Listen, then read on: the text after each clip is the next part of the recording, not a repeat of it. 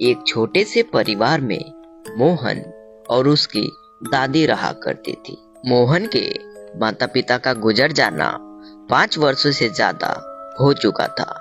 एक दिन मोहन की दादी मोहन से कहती है, अरे बेटा, तुम अब शादी कर लो, तुम्हारी उम्र भी तो हो गई है। आखिरकार कब तक मैं तुमको खाना बना के खिलाऊंगी। अरे नहीं दादी माँ, जब तक मुझे अभी किसी अच्छे स्कूल में एक टीचर की जॉब नहीं मिल जाती तब तक मैं शादी नहीं करूँगा। लेकिन मोहन का सपना कुछ ज्यादा दिनों तक नहीं रहता। वो बहुत ही जल्द एक कॉलेज में नौकरी पा जाता है और ये खुशखबरी बताने के लिए अपनी दादी के पास जाता है और अपनी दादी से कहता है, अरे दादी, आपको पता है मेरी नौकरी लग गई है। अब मैं 35,000 रुपये महीने कमाऊंगा। अच्छा बेटा, यह तो बहुत ही अच्छी बात है कि तुम्हारी नौकरी लग गई। अब मुझे लगता है तुमको शादी भी कर ही लेनी चाहिए। अच्छा ठीक है दादी माँ, अगर आप इतना कह ही रही हैं तो मैं शादी करने के लिए तैयार हूँ, लेकिन मैं शादी अपनी पसंद की लड़की से ही करूँगा। और कुछ ही दिनों के बाद मोहन की शादी प्रिया नाम की लड़की से हो जाता है। शादी के कई दिनों बाद मोहन प्रिया के पास आता है और प्रिया से कहता है, अरे प्रिया, क्या बात है, इतनी रात हो गई और तुम अभी तक सोई क्यों नहीं हो? अजी, मैं ये सोच रही हूँ आखिरकार आपसे यह बात कब तक छुपाऊंगी। एक ना एक दिन तो आपके सामने आ ही जाएगी। अरे प्रिया, कौन सी बात, और तुम कहना क्या चाहती हो कि एक ना एक दिन मेरे सामने आ जाएगी? अजी, मैं आपसे बताना चाहती हूँ, मैं ना एक चुड़ैल हूँ और मुझे चुड़ैल बनाने में मेरी दादी माँ का पूरा हाथ है। अरे प्रिया, चलो छोड़ो अब मजाक करना।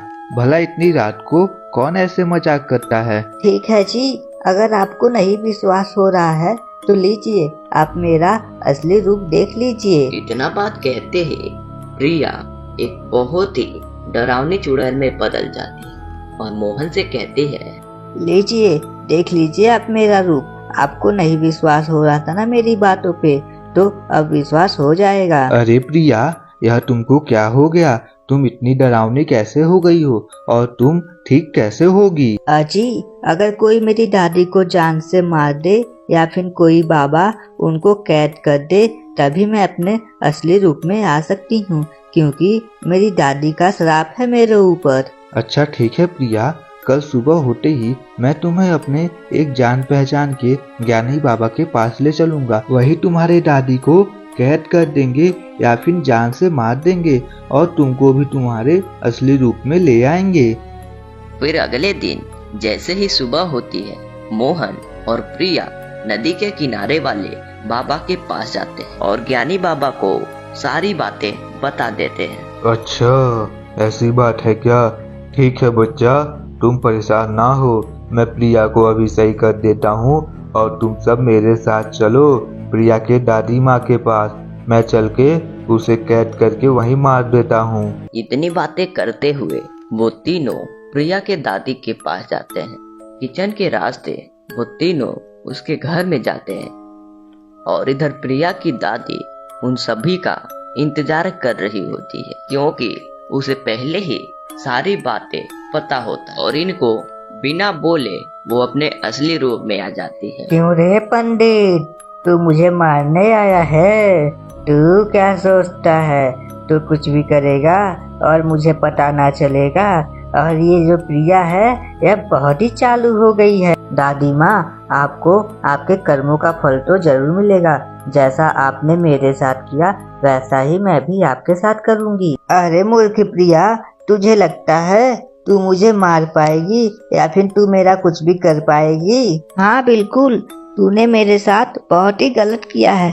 अब ये साधु बाबा तुझे नहीं छोड़ेंगे गंदी चुड़ैल। ओम ह्रीम क्रीम चामुंडाय, यह जल के राख हो जाए। और इतना मंत्र पढ़ते ही वो चुड़ैल जल के भस्म हो जाती है। देखो बच्चा, अब तुम्हें कोई भी चुड़ैल नहीं परेशान करेगी। अब तुम अपनी कैद से आजाद हो गई हो। आपका बहुत बहुत शुक्रिया बाबा जी, आपने मेरी प्रिया की जान बचा ली। बाबा जी, आपने मेरी इतनी मदद की। अगर आपको कोई भी परेशानी हो या आपको किसी भी समय पैसे की जरूरत पड़े तो आप मुझे जरूर बताइएगा, मैं कभी भी पीछे नहीं हटूंगी। और वे सब खुशी खुशी रहने लगते हैं। तो दोस्तों सब्सक्राइब कीजिए खूनी कहानी टीवी को, ताकि हमारी कोई भी वीडियो आए तो सबसे पहले आप तक पहुंचे, और वीडियो को भी लाइक कर देना।